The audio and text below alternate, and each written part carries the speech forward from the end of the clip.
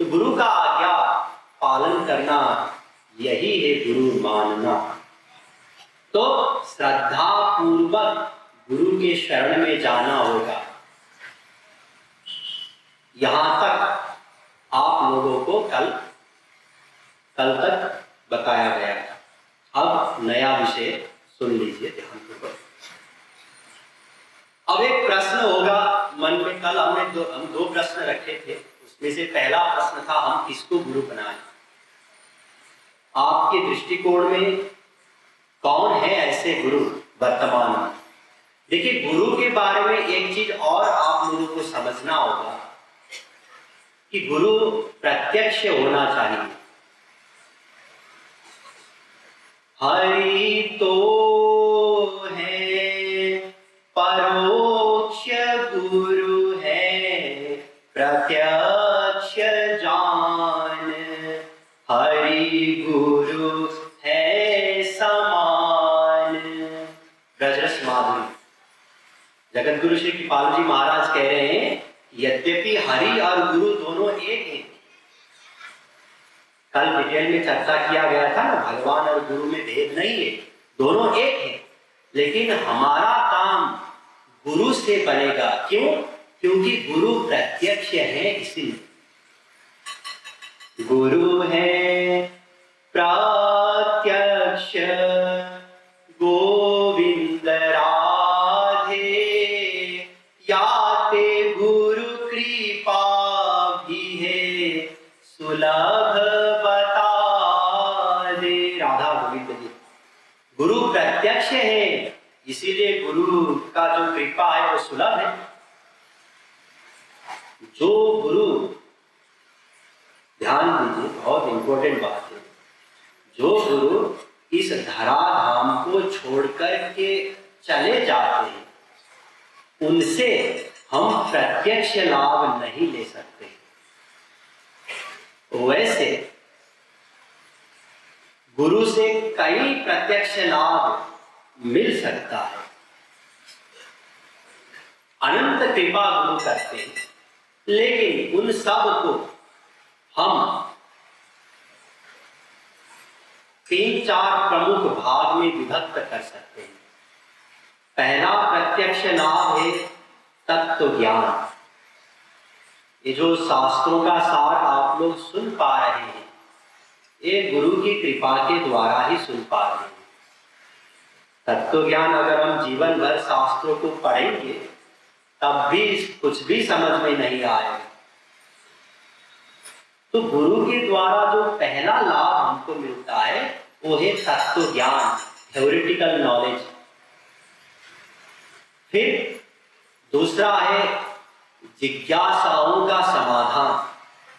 तत्व ज्ञान सुनने के बाद मन में बहुत प्रश्न रहेंगे, और जब हम साधना करेंगे उस समय में भी बहुत सारी ऐसी परिस्थिति आएंगी जिसमें गुरु से पूछना पड़ेगा।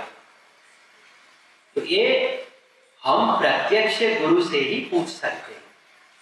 और जब गुरु चले गए तो हम कैसे पूछ सकते हैं कि हमको आगे क्या करना है?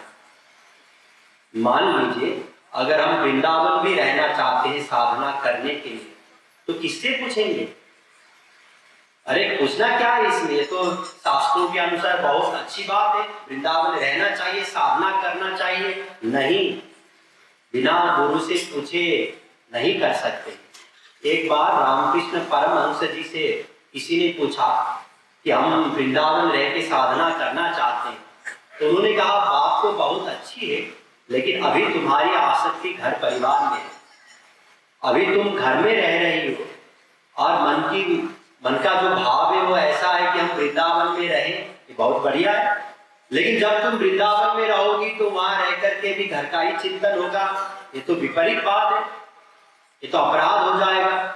इसलिए तुम्हारी अभी स्थिति ऐसी नहीं हुई है कि तुम वृंदावन में जाकर के साधना करो। अब ये गाइडेंस तो प्रत्यक्ष गुरु ही दे सकते हैं ना, इसके लिए तो गुरु प्रत्यक्ष होना चाहिए। तो एक तो है सिद्धांत का ज्ञान, उसके लिए भी गुरु प्रत्यक्ष होना चाहिए, तो ही वो समझा सकते हैं। दूसरा जिज्ञासाओं का समाधान, और तीसरा है, ध्यान दीजिए, सबसे बड़ी कृपा, गुरु का डांट। जब हम लापरवाही करते हैं, साधना नहीं करते हैं, सत्संग में नहीं जाते हैं, तो गुरु याद करता है, अरे वो क्यों नहीं आया, वो क्यों नहीं आई, साधना क्यों नहीं कर रही है। तो ये सबसे बड़ी कृपा है गुरु का, इसके लिए भी गुरु प्रत्यक्ष होना चाहिए। और जो आखिरी कृपा है, भगवत प्रेम दान, भगवान का दर्शन आखिरी में जाकर के, इसके लिए भी गुरु चाहिए। भगवान दिव्य प्रेम नहीं देते हैं जीवों को, गुरु के माध्यम से ही देते। ध्यान दीजिए, वर्तमान में तो प्रविधि का युग है, इसीलिए अगर गुरुदेव का प्रवचन रिकॉर्डेड है वीडियो में या पुस्तकों में भी है, तो पहला कृपा तो हम उनसे ले सकते हैं, भले ही वो लोग गए हैं सिद्धांत का ज्ञान, लेकिन जिज्ञासाओं का समाधान नहीं कर सकते। और बीच बीच में जो हमको संभालना पड़ता है, आगे बढ़ाना पड़ता है, ये काम भी, इसके लिए भी गुरु प्रत्यक्ष होना चाहिए। और जो चौथी है, अंतिम कृपा, ये तो गुरु बाद में गोलोक से आकर के भी दे सकते हैं। जब प्रेम दान देना होगा भविष्य में, तो थोड़ी देर के लिए गुरु आ सकते हैं, प्रेम दान देंगे, चले जाएंगे। लेकिन बाकी सब चीजों के लिए गुरु प्रत्यक्ष होना चाहिए। तो हम किसको गुरु माने, ये जो आप लोगों का प्रश्न है, तो ऐसा महापुरुष हो जो प्रत्यक्ष हो, उनको आप गुरु मान सकते हैं। अब मैं बताऊं नाम लेकर के, अब ये तो सबकी अपनी अपनी श्रद्धा की बात है। हाँ, जो मेरा अनुभव है उसके हिसाब से मैं जरूर बताऊंगा आप लोगों को, लेकिन ध्यान दीजिए, मेरे बताने पर आप किसी को गुरु माने, ये गलत बात है। हमको किसी के बताने पर गुरु नहीं मानना है। हाँ, बताने पर एक इंफॉर्मेशन मिल गया, ठीक है, लेकिन हमको क्या करना है, हमको जाना है, सत्संग करना है, अनुभव करना है, तब मानना है। अनुभव के बाद, पहले से नहीं।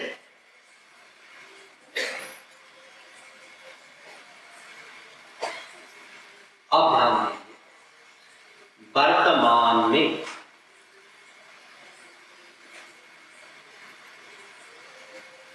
समस्त विश्व में जो सर्वोच्च विद्वान है और सर्वोच्च रसिक है, जिनको एक बार भी अगर टेलीविजन में कोई देखे तो आसानी से वो समझ लेगा कि हाँ, इनको सभी वेदों का, शास्त्रों का ज्ञान है, और जिनके पदों में कीर्तन के द्वारा जो रस का वर्षा करते हैं, उससे अनुमान लगा सकता है कि ये उस दिव्य रस को, दिव्य आनंद को प्राप्त किए हैं। तो वह है जगत गुरु श्री कृपालु जी महाराज।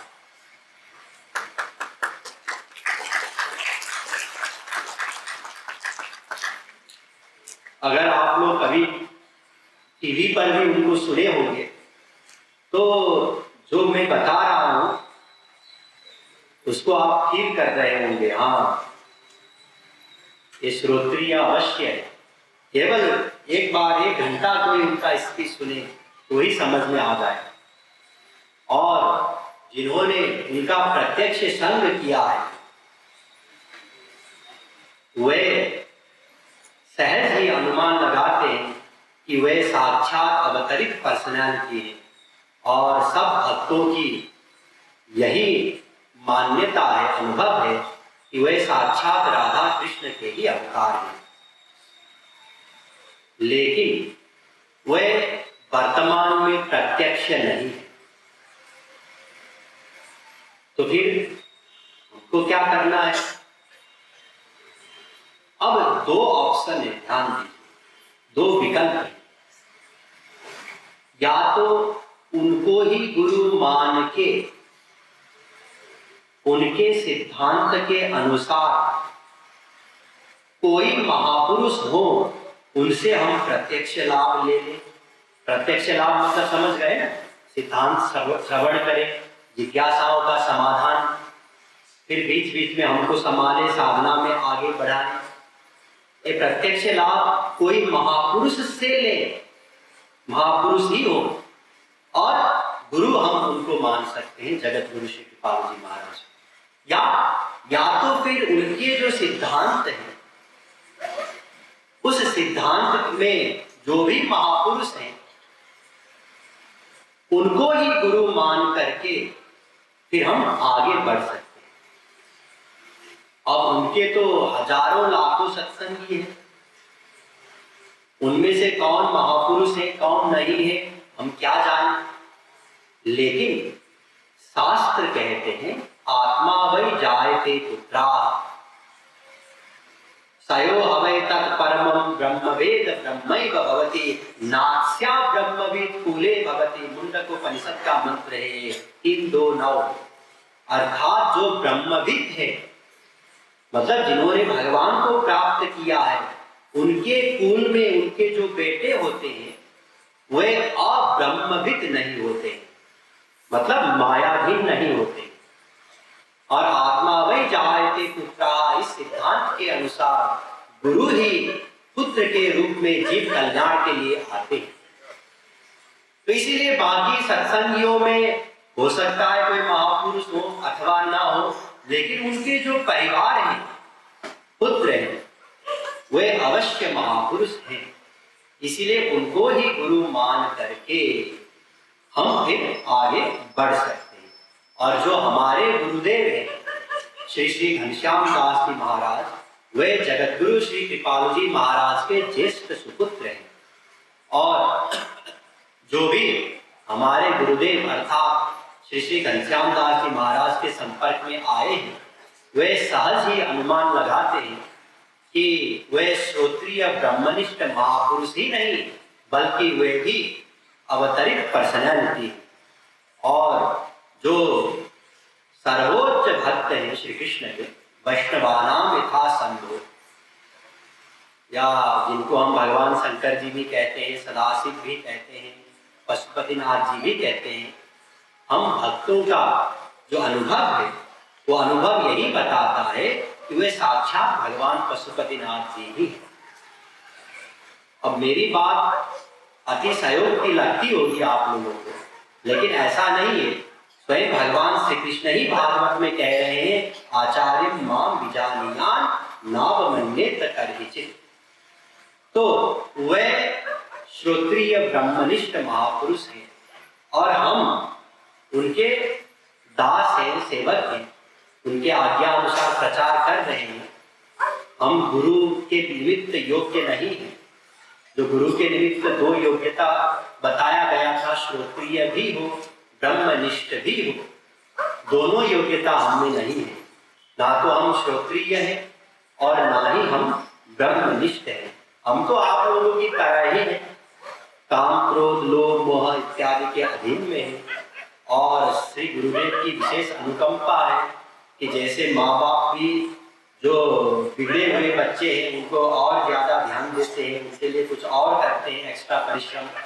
तो इसी प्रकार हमारी स्थिति को देख करके गुरुदेव ने हमको इसीलिए इस सेवा का अवसर दिया, ताकि हम बारंबार सिद्धांत का चिंतन करें, रिवीजन करें, साधना करें, जबरदस्ती करें, करना पड़े हमको, वरना हमारी स्थिति तो वास्तव में आपसे भी नीचे है।